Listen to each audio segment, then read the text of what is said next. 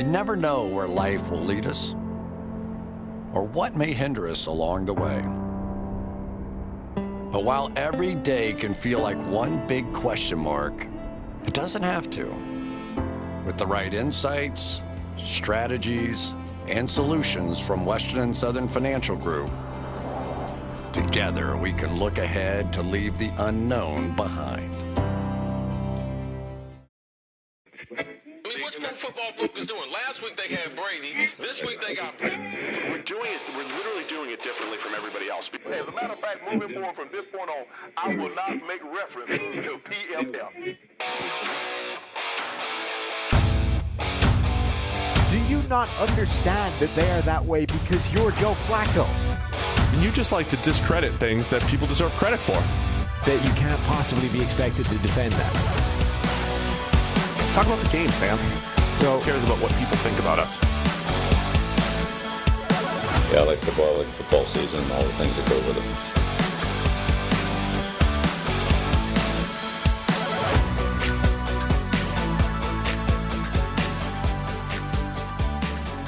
it. Welcome into the PFF NFL Podcast. Steve Palazzolo back here with Sam Monson. You're right, Sam. I'm excited. I'm excited for the midweek show here. Happy Steve. Yeah, great to see. We tweeted it out as a teaser. Big smile on my face because we're sitting here talking football. Well, you're refreshed. You had a little day break. I did. You went away for a day. We took a little night excursion to the Wolf Lodge. By the way, I drove in. This is not tremendously connected to that, other than the fact that you drove somewhere and I just drove in. I drove past a car today that was covered in like 3 inches of snow. There is no snow anywhere around it. Where the hell did that car come from? An icebox? Really? Yeah. Yeah, snow melts here pretty quickly. There's no snow anywhere near here. Anywhere. There's snow. There's none up in the hills. In parking lots, you just see it stacked up in the corner parking lots. Right. This like the stuff where they've cleared it and it was like a snow mountain and it hasn't yet had a chance to clear. Yeah. That's not where the car got it from. I would say that's a big difference for me being here now the last almost 6 years versus up in New England. The snow does lurk. Like it sticks around. Like here it melts pretty quickly after it snows. Well, usually there's a lot more of it. There's more of it, and it's not as warm. The more of it there is, the longer it hangs around. Yeah, that's fascinating. It's got insulative properties. Interesting. Yeah. Maybe they came from Detroit or something. I mean, yeah, they've got to have come from somewhere fairly far away. Yeah, and usually the snow falls off the car by then. You would think, right? Yeah. Maybe they were driving very slow from somewhere very far away, which, again, just adds to the confusion. Yeah. I wish you should look into it. Track them down. I mean, they were heading in the opposite direction in the interstate. It would have been kind of tricky to, chase them down and be like, hey, what the hell? Mystery. Maybe next time unsolved. If you guys didn't catch Monday's episode, it wasn't just a review of the 4 games, the craziest divisional weekend or football weekend maybe ever, but it was just a great overall football discussion. It didn't feel like 2 hours and 45 minutes. It was a crisp 2 hours and 45 minutes. Tight. Yeah. Kept it really tight. We stayed on point. No room to trim the fat. I feel like we left meat on the bone. I feel like there was more to discuss. Yeah. What are we talking about today? We got new GM hirings. We got Sean Payton gone. We got all sorts of fun stuff. None of which we're talking about. Not on the show. No. We covered the Sean Payton thing on the daily. So if you want to hear us talk about Sean Payton retiring, the Saints, their quote-unquote salary cap hell that's entirely fabricated, you can go listen to the daily. It's not going to be here. We are talking about quarterback situations. Is the NFC just boned from here on in? Also, did that weekend, are the playoffs right now, are they changing the way we view the upcoming draft and the quarterbacks that are going to be available? Like, is this surging of the Josh Allens, the Patrick Mahomes, the Justin Herberts of the world, these freakish athlete, freak arm quarterbacks, does that change the way you look at the draft now? So we'll be hitting that as well. And then obviously, our emails and all that kind of jazz. All right. Well, let's get into it. Like you said, Sean Payton, we discussed it on the daily. We do have a couple GM hires. Do you want to touch on that at all quickly? We don't know enough. I mean, they look like good hire. Bears, Ryan Poles, our boy Kwesi going to the Vikings. This is one of those things where, the people that are connected to all these things like both of those hires. They are supposedly smart people who know what they're doing and have glowing reviews based off the work that happens almost entirely behind the scenes that doesn't really get out into the public sphere. So, I mean, I'm one of those people too. I've interacted with both. I think they're both good hires. Well, there you We're go. good. We're good. All right, so before we get into the meat of the show, do you want a chance to win the ultimate game day feast? Whether it's football success or financial savvy, winning starts with asking us questions. Would you like to know what it's like behind the scenes with Al on Sunday Night Football? Or a need to know on your financial future? Western and Southern is teaming up with our very own Chris Collinsworth to share insights that can help you get ahead for both your financial and fantasy scoreboards. Every submission earns you a chance to win the ultimate feast to celebrate football's favorite Sunday. We'll cover your catering up to $2,500, coordinate your order from a restaurant near you, and have it delivered on February 13th, 2022. Don't forget to check out the Chris Collinsworth podcast and Western and Southern's Instagram for answers to the best questions each week. Submit your questions at westernsouthern.com/feast. One more time, it's westernsouthern.com/feast. If you're watching on YouTube, check out the link in the description below or on the screen. We already showed you a little bit of it. Remember, with Western and Southern, you can rest assured on game day. All right, man, where are we going? I want to read an email first. So send us emails, particularly for this Wednesday show. They populate the show. That give us jumping off points for discussions and all those kinds of things. This one isn't really a jumping off point for discussion, but I just thought it was an awesome email. You know, you and I, we're getting kind of old now. This email is from somebody who saw the game, quote unquote, which for people that are young, 1958. The NFL championship game between the Colts and the Giants. Good email. So this is an email from a guy called Don Crehan. I think that's how that's pronounced.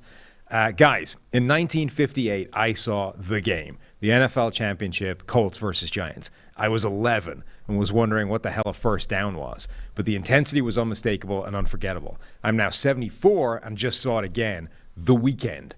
No one knew we'd just seen the game until years later looking back on it. We may come to look back on those 4 games as the weekend. The weekend we lost Brady, Rodgers, or both. The weekend the torch was passed to a new generation of quarterbacks. The weekend Allen and Mahomes both grew past even their own previous peaks. The weekend Stafford and Kupp put a stake in the heart of Brady's last comeback. The weekend the Rams justified their all-in moves. The weekend Shanahan closed in on his dad. The weekend Cincinnati won a second playoff game despite taking 9 sacks. The weekend of 4 walk-off field goals or touchdowns. You may live a long life, but you'll not see the likes of this again. I just think it's kind of awesome that somebody that saw live not in person apparently, but as an 11-year-old, doesn't say it either way actually. But somebody that watched the game, a game that happened in 1958 and was sort of widely credited as the game that like sparked football's ascendancy to overhaul baseball to become, the sport in America. That game is often pointed to as like the turning point. It was such a great game that kind of created this whole spark. It's just wild. Like in this whole world of like, let's get on TikTok and let's appeal to the Gen Zers. There's a guy here listening to the show who's 74 who watched that game. Yeah.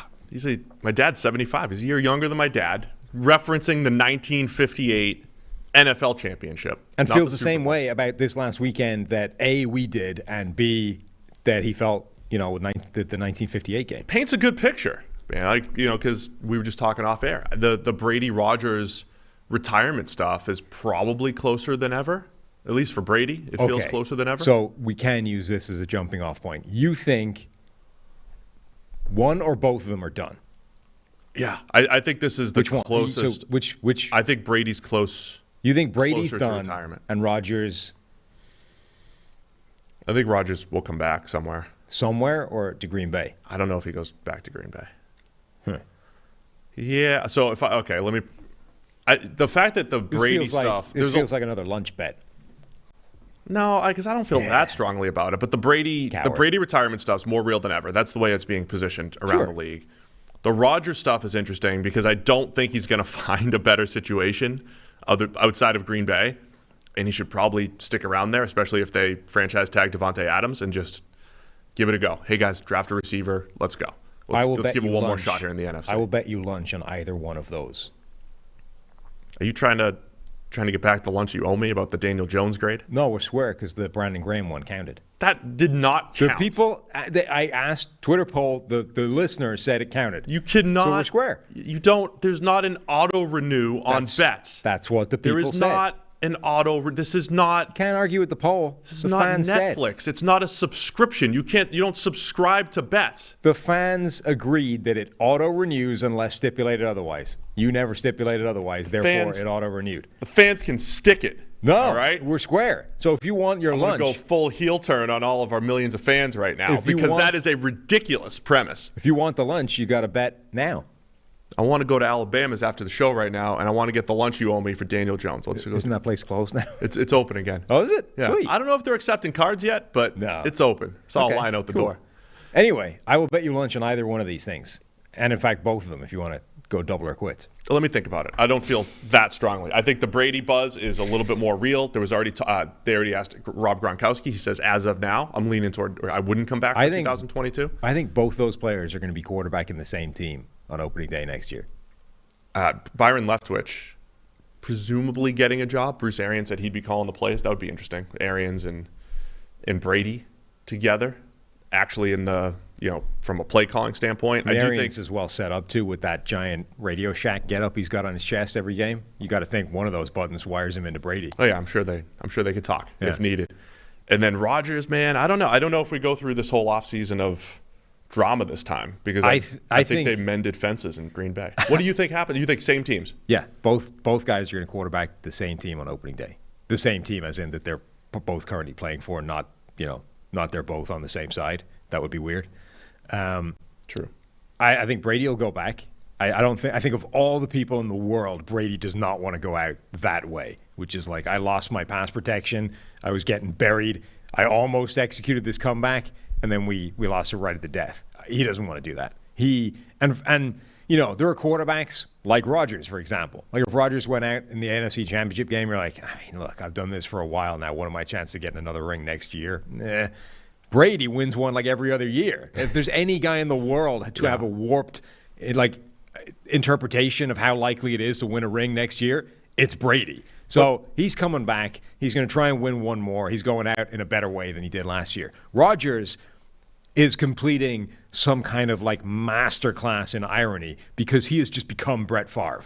Rodgers just simply does not want the crap of the offseason and is perfectly prepared to put it out there every offseason that I don't know. We'll see what the offseason brings. We got to sit down. We got to analyze this thing. We got to see how it goes. I don't want to be part of a rebuild, And then when push comes to shove, it's just like Rodgers just didn't want to show up to training camp, and he's back in opening day, rolls in there with the goofy sunglasses and the slides, as if nothing happened. This is Rodgers now. He has become Brett Favre, only instead of Aaron Rodgers sitting behind him, it's Jordan Love, so it's even more secure. That could segue nicely to the Bucky Brooks. Stop it. I think it's a good. I think that's a good jumping off point too. It's not the Bucky Brooks thing. We can have a whole Bucky show at some point where we just get Bucky's take on the league. And somebody tried to tattle on us that I mentioned the tweet. What are you tattling on? I just said the tweet would be a good discussion point. The tweet about the Packers being undefeated from 1939 to 01. In Lambeau, and then 7-7 since then. I think it's a good discussion point, and it's also perhaps a representation about how people around the league feel about certain things. Yeah, I just think there's a whole show somewhere that's just here's 7 things that the league thinks as illustrated. By But I'm Bucky asking Brooks' this timeline. from the Rodgers standpoint because should they actually change is there something wrong with the Packers? Yeah, they keep losing in the NFC Championship game or before. The other ironic thing, because you're like, he became full Brett Favre a couple of years ago, and they went full old takes exposed on him, and he was like, when they got smoked in the NFC Championship, he's like, it's a whole different story if you put it in Lambeau and with the weather and this and that, and they're 0-2 now in the NFC Championship in Lambeau the last 2 years. Yeah, I mean, even in that game last week, whatever you want to call it, they were talking up how much Rodgers loves the weather, we love it when it's cold because the other team hates it and we can still get our, we're used to it and blah, blah, blah. It's all right, but then you go and lose to the 49ers. Didn't work that well. I think that's a longer discussion at some point. So the other thing people should email us for is charity suggestions. A lot of people have asked for some kind of dueling fundraisers, which I'm on the fence about. In typical Palazzolo style. But here's an email that sort of pitches how it would work. And I want to read this out, and then we can kind of ask people what they think. Hi, Sam and Steve. Here's my pitch for how you should run a dueling punishment system within the charity drives. Each of you picks a charity and your own, he says conceit. Is that the right word? Does he mean forfeit? Forfeit. presumably. I mean, I've been using forfeit, and conceit doesn't feel like it works there, but let's roll with it. Maybe Sam wants to raise money for some disaster relief, and he offers that he will do the Pepper Challenge live on the show. Steve counter offers that he's raising money for youth sports programs and is willing to put himself through a table, WWE style. Then you set up 2 competing charity funds, two GoFundMes, and whichever fund gets the most money, that person does their, again, conceit, forfeit, whatever you want to call it. Okay, so the people get to choose what they want to see. Yes. Also, you could set up thresholds where if enough gets donated, then you both do the forfeit. You then get to donate money to multiple charities, and the people get to vote using their dollars. Big fan of the show. Thanks for all you guys do, Jake. So essentially, we set up 2 different competing GoFundMes. We set some kind of, instead of saying when we reach X dollars, or we could do it that way, whatever, there's an end point. And at the end point, the charity with the most money is the one that does the forfeit. The other one gets off scot-free. Now, my only concern, I think that's fair, I like that as an idea. My only concern / issue is whether people care about donating just for a good cause, right? Without the added benefit of watching one of us go through misery. No, I think it's probably 50-50. You're doing it for both. Right. I mean, it's been part of the bargain so far that you raise money for charity and one of us does something stupid. Now there's a So does all the money go to one charity at the end? I mean, it goes to both still. So they're stuck in because. But whoever wins, you gotta. Whoever wins does the forfeiting thing. Gotcha. The other one just donates money to a good cause, regular style. Yeah. So I say what we should do is we'll put up a poll on the official Twitter account at PFF NFL Pod, and we will essentially ask, is that a good idea? Do people care if they're just donating money to a good cause if their drive loses? Yeah. And then we'll just set it up, right? You pick one, I pick one. We each come up.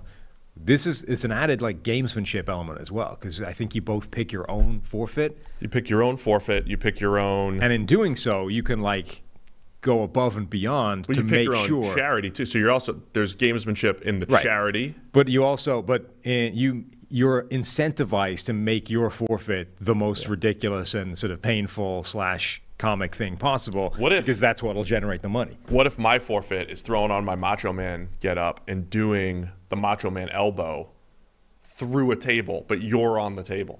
I don't think you can conscript the other person into your forfeit. Okay. Because if we're doing that, that's what I would do. Yeah, I mean, if we're doing that, then I would absolutely find some way of making your life miserable within my forfeit. You know? You do all the time. Yeah. Your own forfeit, and I had to pitch. I had to pitch to you. Well, I mean, that felt like it was an easy win, but apparently not. Do you have any Barry Bonds? Do you have any Barry Bonds, Roger Clemens, Kurt Schilling, Hall of Fame discussions? Let them all in, right? Let them all in. What the hell? Like they should be able to barge. Why not? Knock down the door. I mean, look, if you're going to let them roid up for 10 years, you kind of have to accept the consequences of 10 years worth of being roided to the gills. You also, idiot sports writers, you can't just vote David Ortiz in because you like him and he gave good interviews when he also tested positive.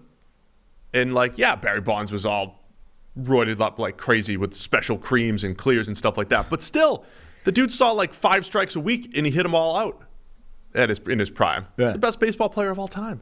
I mean, here's the thing. If you're gonna turn a blind eye to people being roided to the brains, then you kind of have to just go, well, all right, that's just the period we were dealing with here. Let's roll with it. Yeah, it's not even like the Eli. You can't tell the story of the NFL without Eli Manning. Like you can have a story time section for Eli if you need to, but these guys earned it on the field and the story part of it, right? Clemens, Bonds. I mean, they were the best before they got all roided up, you know.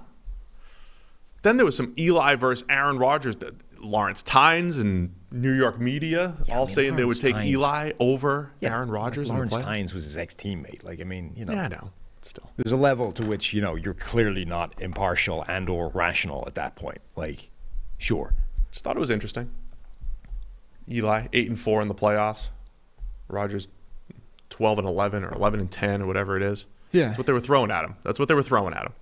You have to give Eli losses for all the years he didn't make the playoffs, though. That's what I'm saying. That would be a more interesting conversation if Rodgers had no rings and had choked every single time. And now you're like, all right, you have a guy who's only going to get there, every so often. But when he gets there, he goes on a ridiculous all-time run and wins the ring. versus a guy who's going to get there most years but seems to choke every time he gets to the big game. That, I think, is a reasonable discussion. Rodgers has a ring. He's at least got it done once, and he's always getting you to the playoffs. So I don't really think that's an argument. Someone in the YouTube chat says, make Steve give Sam a baseball lecture and take a quiz to prove he was listening. Oh, God, no. No. However many he gets wrong, he has to eat a hotter pepper. I'd just take the peppers. I'd end up just eating the peppers. Now, if you found a different punishment, that would potentially work, and that would be horrible. Yes, I don't want to do that. A baseball lecture. I'll give you a lecture. God, That'd be great. Be terrible. All right. Where else I'll tell you where we're going today. We're going to Manscaped. Oh, sweet. Austin claims he's got the best Manscaped reads. Well, that's just because he doesn't look at anybody else's. Yeah, but he's, the reads. The reads. Like he doesn't sell Manscaped better than we do. I don't think he does. He did say he would whisper this into his date's ear, though. Roses are red, violets are blue. Don't let a wild pube wreck you. Don't. He would say that on his Valentine's Day date. Yeah, I mean, I believe that. Which is Valentine's why Day. He's single. This is the Valentine's Day time. It's the read. It's just around the corner. The sponsor's Manscaped. They're our friends. They're here for you with the best tools to get your balls ready for the special occasion. This V-Day, it's time to join the 4 million men worldwide who trust Manscaped, the leaders in below-the-belt grooming. With our exclusive offer, you go to manscaped.com, use the promo code PFF, and it's 20% off plus free shipping. The holidays went by so quickly. Did you remember to take care of your package with the best tools for the job? You may have forgotten, but it's our chance. It's your chance to get back on track. The Performance Package 4.0 from Manscaped. It's the thing every guy needs in their life to make each and every day just a little more special. And then Manscaped, they want to propose February 13th, a national holiday, National Shave Your Balls Day. And you can't do that without Manscaped. Can we get the day off work for that? Yeah, I mean, if it goes through as a national holiday, we're all in this. Then I'm in. Yeah.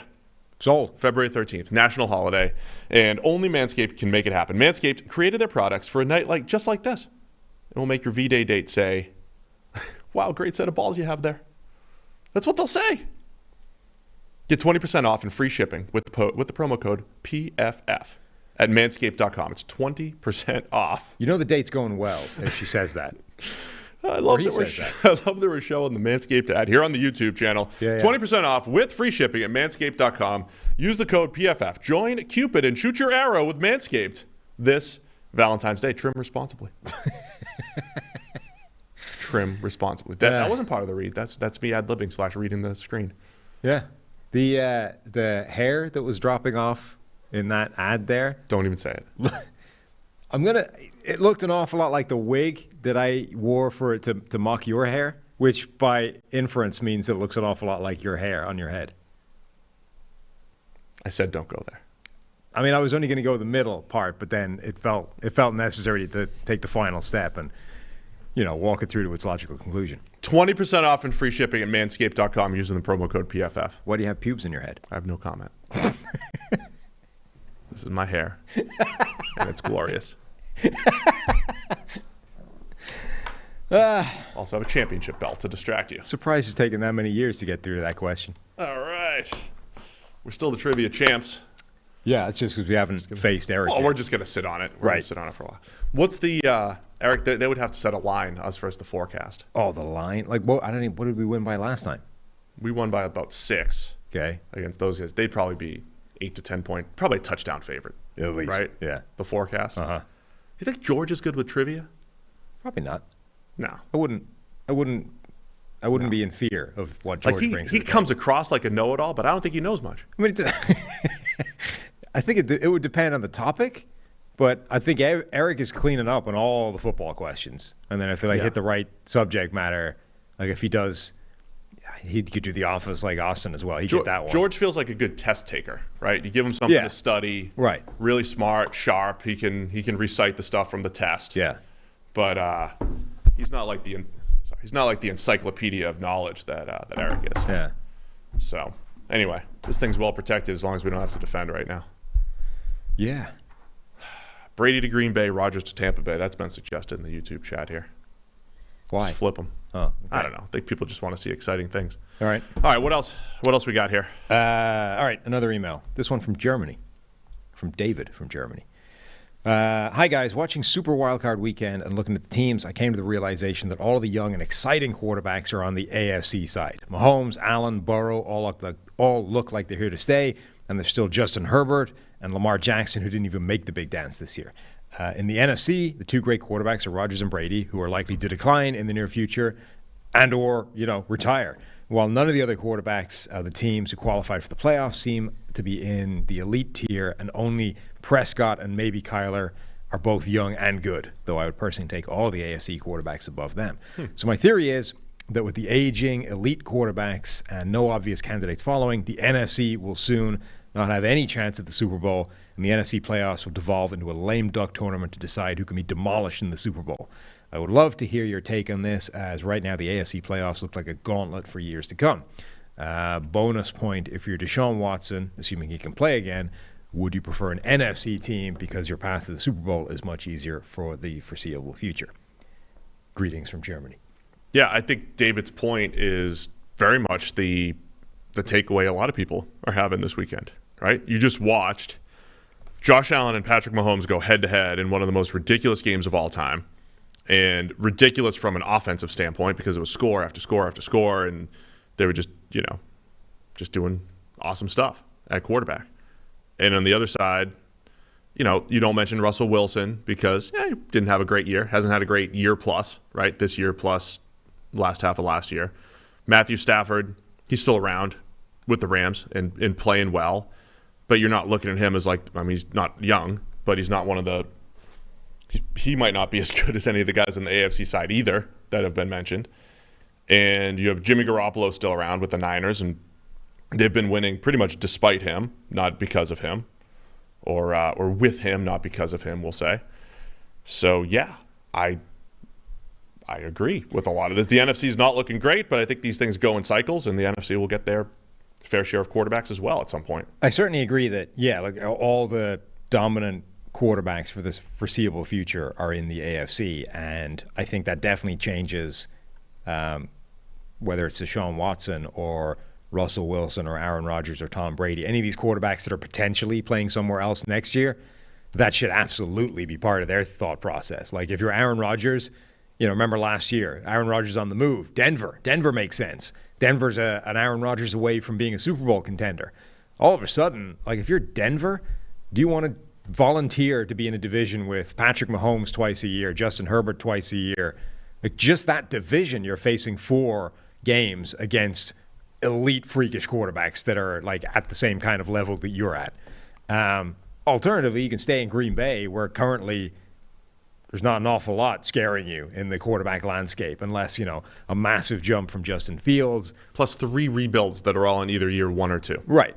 So, if those are your 2 options, maybe there's some nice things in Denver, but hell with that. You don't want to volunteer for that. Similarly, if you're Deshaun Watson or Tom Brady or any of these guys that are potentially on the move, stay in the NFC because it's a hell of a lot easier to get to the Super Bowl from that point. The one point I would differ on is that once you're in the Super Bowl, if you're an elite team getting to the Super Bowl, you have a pretty good shot of winning it. Nobody from the NFC who is Green Bay or Tampa Bay or any of these teams that are capable of contending is getting to the Super Bowl and just writing off the game because, oh no, here's just another game against Kansas City or Justin Herbert or Joe Burrow. So I think in a weird way it might actually be easier to win the Super Bowl from the NFC side, because if you're the one elite guy that can take your team there, you're going to get through the playoffs easier. You're going to get to the Super Bowl easier, and then all you got to do is beat one of these guys in a one-off game. What's interesting, if you look at the losses that some of these teams have had, they're all in the AFC. The Chiefs are undefeated against the NFC this year, despite all their losses. The who else was I looking? The Bills have only lost 1 game against the NFC, and that was Tampa Bay. Bengals lost in overtime. Bengals lost to the Bears. And 49ers lost to the Bears. Yeah, the Bears, Packers, and 49ers. So they've lost a few NFC teams. But the Bills and the Bills and the Chiefs, the 2 teams that just had that insane game that's kind of prompting all this, have got 1 loss combined against the NFC this year, and that was against Tampa Bay, the defending champions. Yeah, it definitely seems like you've got ebbs and flows there. the other part of it too, though, is Kansas City's one game away from going to the Super Bowl for the third straight time. They can win 2 out of 3. They've been in the AFC Championship every year. They're building a Patriots-like dynasty, which it seemed like that was the case a couple years ago. It's been the truth. Only team in NFL history to host the AFC Championship game 4 times. 4 times in a row.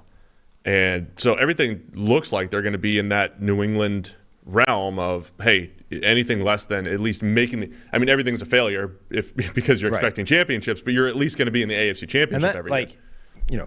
Only team in NFL history is already a pretty big, statement, but when you couch it with the context of coming after that Patriots 20 years of dominance, right? The Patriots never did that. They have won all of the rings and have always been dominating every single year, and they never hosted the AFC Championship game 4 straight years. And the Patriots went to the AFC Championship 10 straight years, and would you be that surprised if the Chiefs were up in that 7, 8, 9, 10 range? Look, I know they were just 13 seconds away from not being there, right? But and there is a fine line, right? So on one hand, there's a fine line. Like the Chiefs are one Jimmy Garoppolo post route away from maybe not having a Super Bowl win.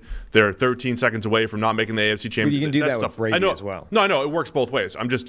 But that's part of this analysis too, is that I just want to be careful with, right?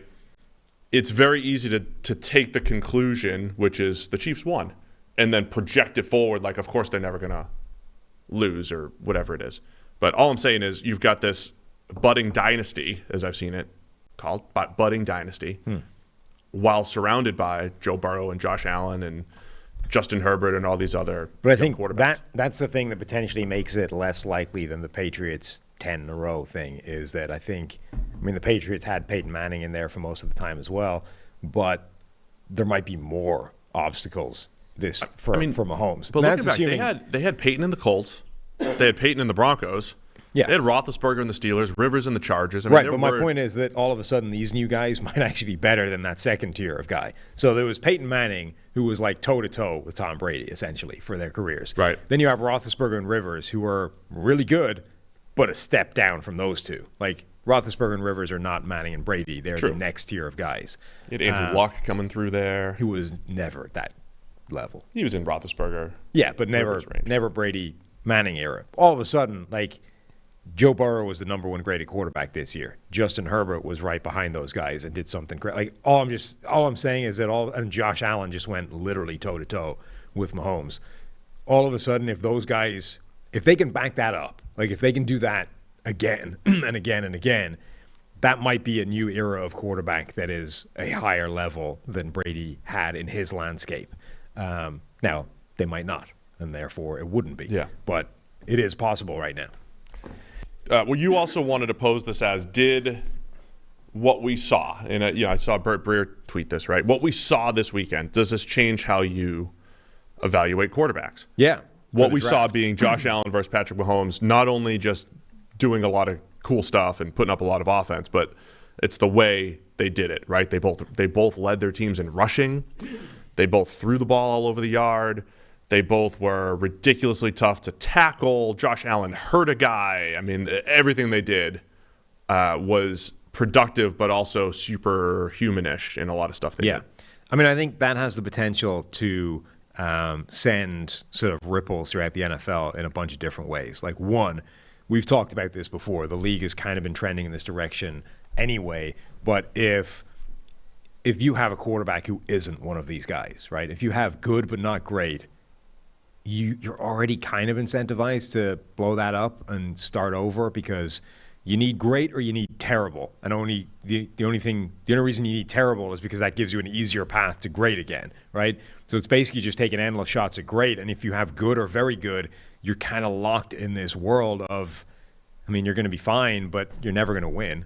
This is Kirk Cousins and the Vikings. This is probably Derek Carr and the Raiders. These guys, Matt Ryan and the Falcons. Matt Ryan now, not Matt Ryan 2016, where he did have that elite year. But if you're stuck in this world and you're looking at this landscape, at the Mahomes, the Josh Allens, these quarterbacks that are capable of doing things that your guy simply isn't, it's just making it harder, right? So I think teams with a Kirk Cousins or a Derek Carr, I think you're more incentivized now to boot that guy to the curb and look for something different than you were maybe a couple of years ago, where you're like, I mean, these are really good quarterbacks. Let's stick with them. Let's try and build around them, and maybe things will break our way, because now it just isn't, right? Particularly in the AFC.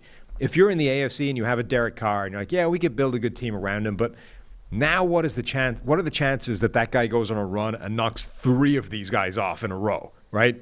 Because it's not just in any given Sunday we can beat Patrick Mahomes and the Chiefs, because who cares, right? In order to get to that game, you have to beat Joe Burrow and the Bengals, Justin Herbert and the Chargers. You've got to go through 3 of these guys in a row just to make it to the Super Bowl to face whoever the NFC shows up. You know what I mean? So all of a sudden, I think the league is going to start getting rid of these quarterbacks that are pretty good in search of great ones. And then the other question is, connected to that, does that start to change immediately how you view the draft, and in particular the quarterbacks this year? So I wonder. I don't know. Let's talk through this for a minute here. Is this the same as for years people were looking for Peyton Manning, Tom Brady, and Drew Brees, right? And it was well, you need a pocket passer, you need a guy who's accurate, you need a guy who's got pocket movement. These are the elites, right? These are the best. Philip Rivers was, again, step down, but whatever. You have to win from the pocket. And then because we couldn't find that guy, people tried to make Michael Vick into a thing and tried to make Vince Young into a thing, and they tried to change it the other way. But then people kept coming back to you can't win without a Peyton or a Brady or a Breeze or whoever, right? Are we going to overrate the outside the pocket playmaking and the freakish stuff that Josh Allen and Patrick Mahomes and Justin Herbert are capable of? So does that diminish? This is the Mac Jones discussion we had last year. If Mac Jones had a Joe Burrow season next year, is that surprising? Is that enough? Should the Patriots look at Mac Jones and be like, man, he can't do the stuff Josh Allen can. We're screwed. I mean, because that's how people are positioning this. They're positioning it as based off this one game we saw last week, and it's not just one game, right? Josh Allen for the second straight week was ridiculous. Yeah, one of the better two game stretches we've ever seen in playoff history. But does that make you shy away from the next Mac Jones? And then if you're the Niners, they had this. We could have Mac Jones, who's going to run our offense, and we could have the high upside Trey Lance. And you have to take the high upside player, just because at some point you got to compete with these freak shows. Well, Joe Burrow is the counter to that, right? Because Joe Burrow is as close to a sort of marginal athlete, physical tools quarterback that's been wildly successful in recent years. Joe Burrow people were criticizing his arm coming out of the draft and after year one as well. It's Burrow's arm is not great, and on some of these throws, ball dies a little bit. And does he really have the ability to play at this incredibly high level in the NFL that he played in college? And he's pretty athletic, I would say that, but he's not those other guys. He's not Josh Allen. He's maybe close to Patrick Mahomes in terms of athleticism, but Mahomes has that freakish ability to just avoid pressure in the pocket that Burrow doesn't have. We talked about the Bills game. There was pressure all over Mahomes, and somehow he just wriggles out of it like an eel and escapes, and it's a big play. When that happens to Burrow right now, half the time he's going down in a heap and getting sacked. That's the difference between the two of them, even if, in abstract terms, Burrow's 40 might be better, and he might have comparable athleticism. It's not translating exactly the same. And he isn't a giant physical specimen the way Josh Allen or Justin Herbert is. So he's the closest guy. If you're of the opinion that tools are nice, but they don't really matter, that's your poster child right now. And if you're looking at the draft and saying, we just need an elite quarterback, it doesn't matter what shape or size he comes in, find me the guy that can just be incredible, Burrow is the dude that you're looking at and saying it can still work. Right. I'm just saying that if you're in need of a quarterback and you're looking at that game in particular, where Allen and Mahomes are going toe-to-toe with freakish arm strength, freakish arm angles, rushing ability, the capacity to get out of the pocket. Those guys are 1 and 2 in the NFL this year in sack percentage. That pressure, the percentage of your pressures that become sacks, which is always the sort of the Peyton Manning number, right? And Peyton Manning, it was so hard to sack that guy even when you could pressure him because you always knew when it was coming and he would get rid of the ball. Allen and Mahomes both do it in a different way, but they're both very hard to sack right now. Right. And Burrow is definitely on the other end of that spectrum. So if you're looking at those two guys in that game and you're just watching the things they can do and the kind of the ceiling that they're able to hit, and you're like, I mean, how do you compete with that? Like, because even if you have Burrow, and this is a thing now, right? Because it's the AFC Championship game. You're like, if Mahomes or if Josh Allen got there, if those two guys play at this level, even if Burrow has his best game, can he match it? Maybe. But I don't know. If Mahomes has his best game? If Mahomes has his best game, or if Josh Allen had his best game if he'd made the title game, if those two guys are playing at the very peak of their powers, even if you have Joe Burrow, I think there's a real question of, like, can we match that level?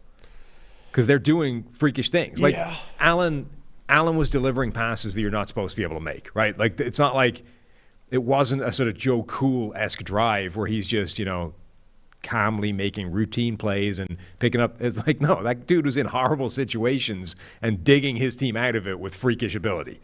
That's the thing that they bring to the table. At the same time, Allen was incredible. I'm just trying to bring other perspective to this because Allen and Mahomes were both great. Allen also was throwing to a receiver who made a corner fall over, and one of the biggest touchdowns of the game, he threw it into an ocean to hit him. And then the same guy, Gabriel Davis, runs a seam route, beats his guy by about 4 steps. I'm just saying. But that seam route was like a 60-yard pass, like on a rope. No, that one. It was from like the 25. Not 25 like yards. One of those. The go ball. Yeah, the go ball is ridiculous. Right. I'm just saying some of the plays where the Bills created incredible offense was Gabriel Davis being equally incredible. The Chiefs was also Tyreek Hill breaking the defense, Mecole Hardman breaking the defense. Right, and Next Gen Stats said Hardman had 1% chance of scoring on his end around, whatever, and he scored. And then, did you see the video of Travis Kelce directing the 13-second drive? Mm-hmm. Again, this isn't taking anything away from the quarterbacks, Mahomes or Allen. It's also what's surrounding them, right? And Burrow has taken his big step forward because he's got his own dude taking over, Jamar Chase. That is, part of the supporting cast. So no matter where you are here, there's more than just the quarterback. It is the supporting cast for the Bills, the way they've developed the last couple of years. The Chiefs have always had 2 Hall of Famers there. And this is the trap, I think, for teams going forward, is that the temptation is going to be, give me the guy with the best tools. Like, tell me who the dude is, who's got the strongest arm, who's the biggest, the strongest. That's the guy I'm drafting. And the thing that's kind of going to get lost in all this is the point you just made, which is those two teams have done a phenomenal job of ensuring that the environment for each quarterback is fantastic. Mahomes obviously stepped into a pretty good environment in terms of Alex Smith, was there to play well. He was being boosted by Tyreek Hill, the Travis Kelce, Andy Reid being such a great offensive mind.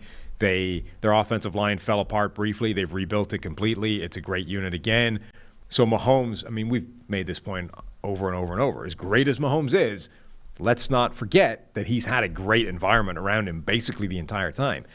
Josh Allen, similar deal. Like, he came in to not a great situation, and they very quickly built a good deal around him. They, threw a lot of resources at the offensive line in terms of volume, not necessarily high picks or sort of high value investments, but a lot at it. They've consistently built a really good receiving core around him, bringing in guys year after year and improving the players he has to throw to the point where, even when Stephon Diggs is not having a great game, Gabriel Davis shows up and it raises the question of, like, why was this guy buried number 4 in the depth chart all year? So both those guys have had a great environment. If you're looking at this draft and you're saying, I just want the best athlete, the guy who has that ceiling, that's all I'm chasing, ceiling. You have to start thinking, all right, let's say I give that guy to you. If I'm your GM, let's say I'm bringing in this guy now. How are we getting this team around him in the next 18 months? Because that's what we need to do in order for that to have any shot of working. You and I were in the middle of a good discussion with Lance Erline on Monday, discussing some of this stuff. What did people believe? What did people think of Josh Allen coming out? The ceiling discussion. I think Lance made the point. This is why teams try to hit home runs. And you and I have talked about, did they hit a lull in hitting home runs? And the lull being the last 15 or 20 years before Patrick Mahomes, really, where the Jake Lockers Jake Locker was like, other than being 6'5", he was the prototype, right? Cannon for an arm, and he could run and the whole thing. But again, you could put Michael Vick in this bucket. You could put Vince Young, and they had their moments. And Vic had a near MVP season, not the way it was supposed to be designed. It was year 9 of his career, and after a jail stint and all that stuff. But Vic almost kind of showed his potential one year. But the NFL had missed on a lot of these high ceiling guys forever. And then it just felt at the same time when people with opposite skill sets. What? What is this tracker? There appears to be a graphic quantifying the volume of baseball talk. Those are made-up numbers on the podcast. Those are made-up numbers. I mean, you say that, but there's a guy in the booth keeping track of this. I mean, it kind of checks out. I could see me having 1,537 baseball discussions. The Hall of Fame was yesterday. Right. So am I going to see this tick up in real time here? 1538. He just mentioned the Hall of Fame. No, I think we'll just get an update every now and again. Anyway. So anyway, my point is, let's spin this forward to this upcoming draft. I kept thinking during that game that game has to be good for the draft stock of Malik Willis, the Liberty quarterback. Yes. Who's the guy who, if you even before that game, you're just saying this guy's high-end throws are insane. His highlight reel is madness. Now, we're not talking about a perfect guy. That's why if we were, he was the guy. Remember, Mike Renner put him as the number 1 quarterback heading into that season. I think, right, heading into the most. I think it was early. Season. Yeah, early right. During the season, or early during the season, and then didn't kick on. Didn't have the development season that people thought he was going to have, and sort of cement himself in that position. If that had happened, we would be probably talking about a very different prospect. But now we're talking about a guy whose high-end throws are insane, whose athleticism is crazy, whose size is great, and who you can imagine having that kind of game, right? Which you can't say about some of the other quarterbacks in this draft. Does that game change the way people are going to view somebody like Willis? I think it's more than just a game. I think it's overall Josh Allen's development, because we were having a similar discussion last year at this time and felt like Mac Jones had already been hurt by Josh Allen and Justin Herbert's development. I think this all started last year. 2020 was the kickoff to this. Toolsy quarterbacks are back. Mahomes maybe was the real kickoff, because here's the thing. If you are honest about your Patrick Mahomes and Josh Allen evaluations, you would say they had the special in college. You could see that, but they are stars now because they improved the quote-unquote easy stuff, the ability to win from the pocket, good decision-making, the accuracy and the footwork, and a lot of things that needed to get better, they got better. That discussion started last year, and then it just got multiplied by 100 on Sunday. I do believe that game does stuff for Malik Willis, who has Josh Allen-like passes on tape. Yeah. As far as here's a 50-yard rope on the run that doesn't make any sense. His highlight reel might be the highest of highs, and the low light reel might be the lowest of lows in this entire class, Malik Willis. But I definitely think people are going to lean toward the highlight reel in part because of the highlight reel that we just saw last weekend from the 2 AFC quarterbacks. And then you compare Malik Willis to Sam Howell, Desmond Ridder, and Matt Corral. And, Kenny Pickett certainly isn't going to be in that Josh Allen Mahomes discussion with the stuff that he does. Right. He's on the other end of that. And that's the spectrum. That's the other thing I think that sort of focuses the attention on Willis, is that there isn't one of those Josh Allen, Justin Herbert type of. There's no body type like that in the top quarterback prospects this year. There's no guy that's 6'5", 250, 240. You know what I mean? There's no guy who just from the stature is in this different world. So Willis is shorter. He's not a 6'5", 250 kind of guy.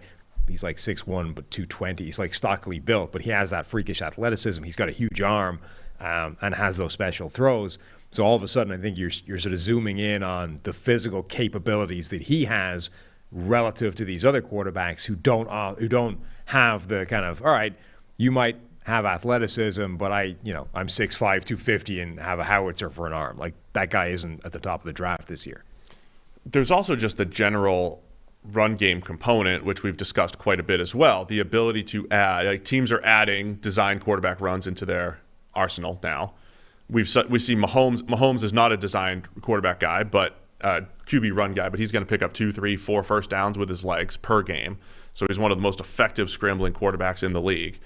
Those are the types of edges. Now, I think, so to me, finding those edges is more important because you're competing with Mahomes and Allen and these other top quarterbacks. Not because you're trying to replicate it, but because you need to steal first downs any way that you can, right? And I still think it might even be more difficult to find a Brady, Manning, Breeze than it is a Mahomes or an Allen. It might. I don't know. It still might be more rare. Is that can you modify rare? Like you feel like unique? Rarer. It might be rarer to find the old school pocket passer who is so good at everything that he doesn't need athleticism, doesn't need to run. I don't know if people know how to find that. Like that's the problem. That's, I think, always been the problem, right? Is that like what separates, as prospects, what separates Baker Mayfield from Joe Burrow? Because you've got two guys that were hyper accurate, that both had a kind of swagger, attitude type of element to their play, that had a ton of big plays. The SEC. Yeah, like, there are things, but you know what I mean? Those are quite similar guys as prospects overall, and yet Baker Mayfield has not developed and has gone in the opposite direction, and Joe Burrow has acted like the NFL is just the SEC again and is trucking, right, and looks phenomenal. Like, so if you're reverse engineering that, forget trying to do it live at the time, but now reverse engineer it and say, what is it that separates those two guys? Because like the swag is one thing, right? Like now everyone's going, look at this cigar smoking guy who's got this confidence and saying we're going to win the Super Bowl. We're not just here to if that's the kind of crap that like Baker Mayfield is saying, and people are like, what are you doing, you idiot? You can't, it's now negative for Baker Mayfield that he acts like that, right? But I don't see a dramatic difference between the two in those constituent elements. It's just that it's not translating for one guy and it is for the other. I want to get into it in a second because I think there's stuff that the stuff that we can't see necessarily is probably the stuff that connects those dots, sure, right? But 4 teams remain in the NFL playoffs. That means only 4 teams left for you to bet over at DraftKings Sportsbook, an official sports betting partner of the NFL. Counting down to Super Bowl 56, new customers can get 56-1 odds on any team. Bet just $5 and get $280 in free bets if your team wins. Not a new customer? You can experience the conference championships with same-game parlays. Combine multiple bets from the same game for a bigger payout, and the more legs you add, the more money you can win. DraftKings is safe, secure, and reliable. Best of all, you can deposit and withdraw your cash whenever you want because, it's your cash. DraftKings believes that. Download the DraftKings Sportsbook app now. Use promo code PFF and get 56-1 odds on any NFL team. Bet just $5 and win $280 in free bets if your team wins. It's promo code PFF for 56-1 odds at DraftKings Sportsbook, an official sports betting partner of the NFL. Must be 21 or older. New Jersey, Indiana, and Pennsylvania only. New customers only. Minimum $5 deposit. $1 wager required. 1 per customer. Restrictions apply. See DraftKings.com/sportsbook for details. Gambling problem? Call 1-800-GAMBLER. This is... When you talk about the NFL being in like a slump and hitting on the quote-unquote high upside quarterbacks for years, they did hit on John Elway, right? He was a number 1 overall pick. He was kind of like a destined guy, but even statistically at Stanford, even for that time, it's not like he was the top. It wasn't like he was a dominant player from a production standpoint, right? At Stanford. Dan Marino at Pittsburgh threw a ton of interceptions, right? Like all these different things. Brett Favre was not a production marvel coming out of Southern Miss. And all of those guys developed. And then you have a Joe Montana who's a different style player, but he's your third rounder that just had it, right? So it's got to be, there's some psychological test somewhere that's like hitting on all this stuff, right? That's differentiating a Burrow and a Baker. That's differentiating a Tom Brady and the 6 guys that were drafted ahead of him, right? There's somewhere somebody's able to quantify the people who are going to have the, Tostito on his shoulder the entire career and always find a way to get better. I mean, there might be something out there, but I don't know that we know what it is yet. Like if there was, it's just it factor. Yeah, it's just it. This guy's got it. But if teams knew what that was already, there would be separation between those guys. No, I know. Like Montana wouldn't be going in the 3rd round. Baker Mayfield wouldn't be drafted the same position as Joe Burrow. They would be, Baker Mayfield would be a 2nd-round guy because, all right, there's great accuracy, he's got the arm, but there's something missing. The test showed it. He's not Joe Burrow. Right now, obviously, the NFL still is not 100% nailed on what that is yet. And I don't know that anybody is. Like, there is some way of identifying those things. And I think a lot of it is that that thing, like maybe the answer to all this is, when virtual reality becomes an easy, sort of standardized thing that everybody does at all times type of deal. We saw Peyton Manning. Have you seen that little video where Peyton Manning's doing like VR throwing and that kind of stuff? Like, if you can kind of package that with you and drag it to a combine interview and throw a guy in there and sort of see how he does based off, here's 20 snaps quick. Yeah.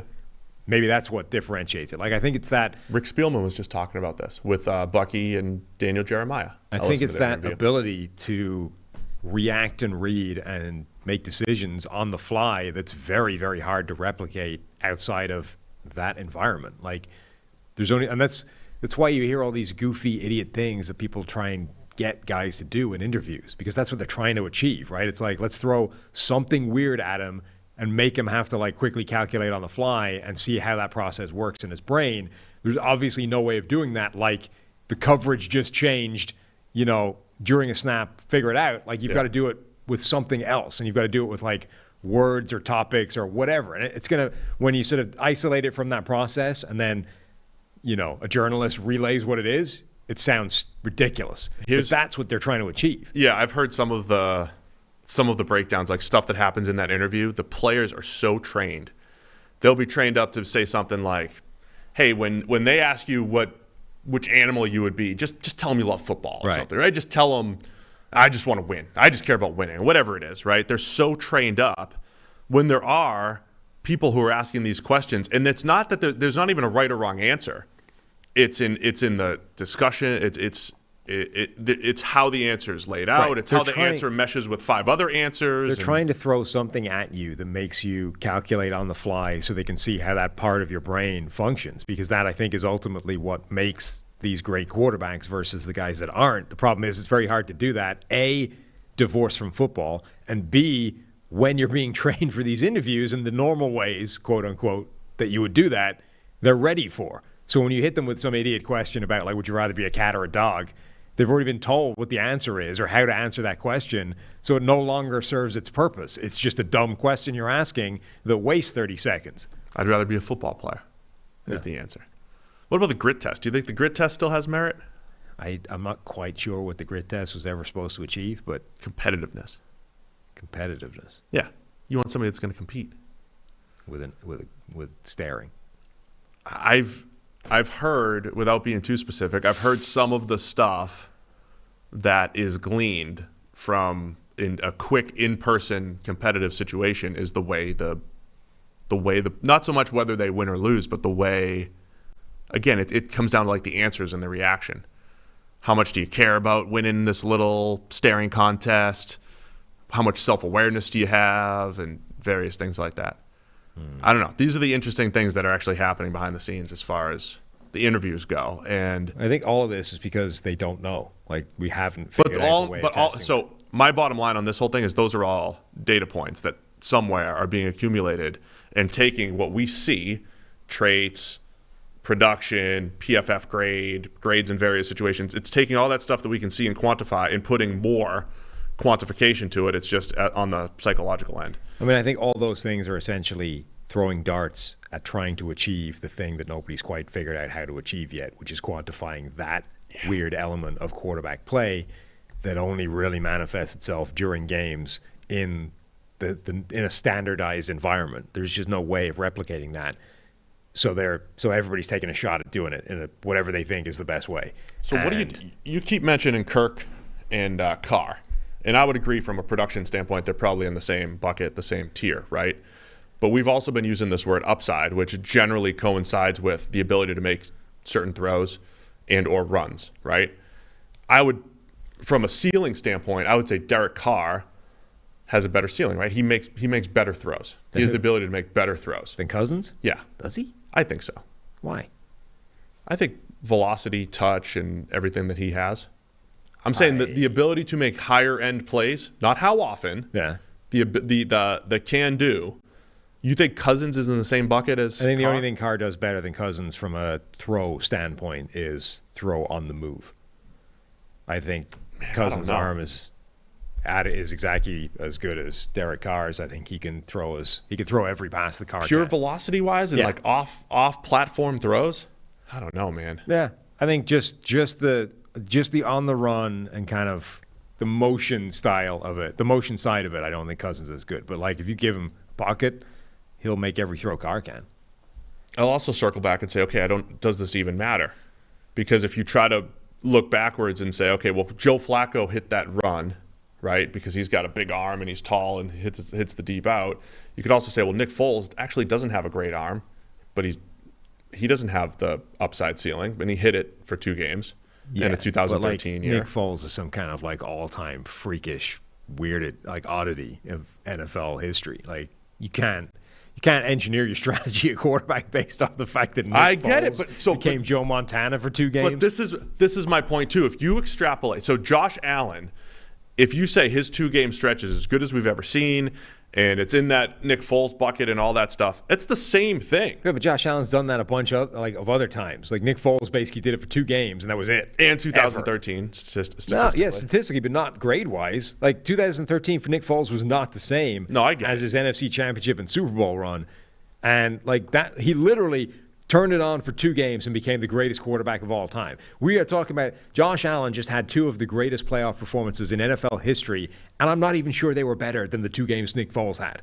Like, that's how absurd that Nick Foles stretch of games was. But are people going to be chasing the 2 Josh Allen games and the Patrick Mahomes run too much when Allen didn't play like that every game this year? No, but he played like that before. Like, that's the difference. Yeah. Nick Foles played like that once in his life, and it will never happen again, and he will probably never even be in the same ballpark as that level of play again. Josh Allen had 4 games above 90 heading into last week. Like, he has done that a bunch of times. Last season, he played at a 90 level for the year. Like, Patrick Mahomes has been breaking scales of all known stats since he came into the NFL. That dude has been an outlier since he entered the league. So those 2 guys have a fairly consistent history of freakish elite play, albeit not exactly at that level every single week. So you can chase that game because that's the realistic upside of those players. You can't chase the Nick Foles games thinking that that's a realistic upside of his play. That's what happens when Nick Foles like discovers a leprechaun and somehow leads him to the pot of gold at the end of a weekend, and like that's what you're dealing with. Like it's not the same thing. I love when you break out a nice leprechaun and pot of gold reference. There's you won't have seen it, but there's an old sitcom called Red Dwarf. It's an old sci-fi sitcom, right, where a guy discovers a luck virus, right, which makes you temporarily like the luckiest person to ever live. So, he swigs this luck virus, and then he like goes and punches in one of those, randomized codes. It's like 12 digits. It's like a billion combinations. Called Red Dwarf? Yeah. Can we get a Red Dwarf ticker somewhere? So he pops up, baseball and rugby, drinks down the luck virus, pops in a 12-digit code, and bam, door slides open. Like that's what happened to Nick Foles, right? The dude stumbled into a luck virus, and for 2 weeks temporarily became the luckiest human of all time, and everything he did was right. Nick Foles, the Red Dwarf. Yeah, the luck virus. The 2017 Foles is the luck virus. I think you nailed it. So what did teams do in the draft this year? You're looking down the barrel at Sam Howell and Kenny Pickett and Malik Willis and Matt Corral. I mean, look, I was getting this way anyway, but I'm starting to be convinced by this idea of chasing upside, which 3-4 years ago I would have railed against as like NFL idiocy, right? Like we did not like the Josh Allen pick at the time. We did not like the Daniel Jones pick at the time. That one is up in the air still. But like the idea of just take the guy with the tools because we can modify that later, it didn't seem like a logical thing that you can do.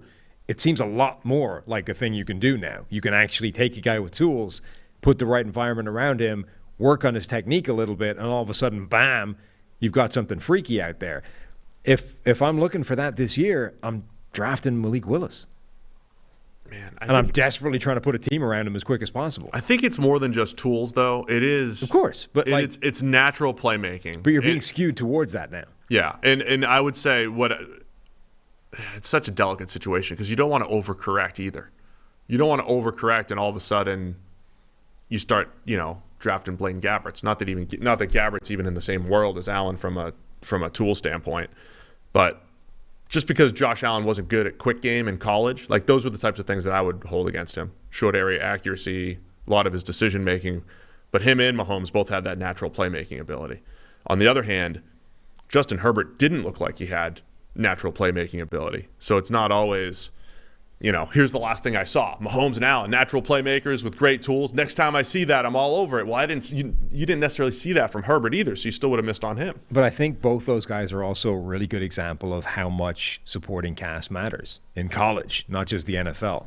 True. Because Herbert's supporting cast was crappy in college. Josh Allen's supporting cast was pretty crappy in college. Malik Willis didn't have this season that everyone thought he was going to have. On the other hand, his offensive line wasn't great. His receivers weren't amazing.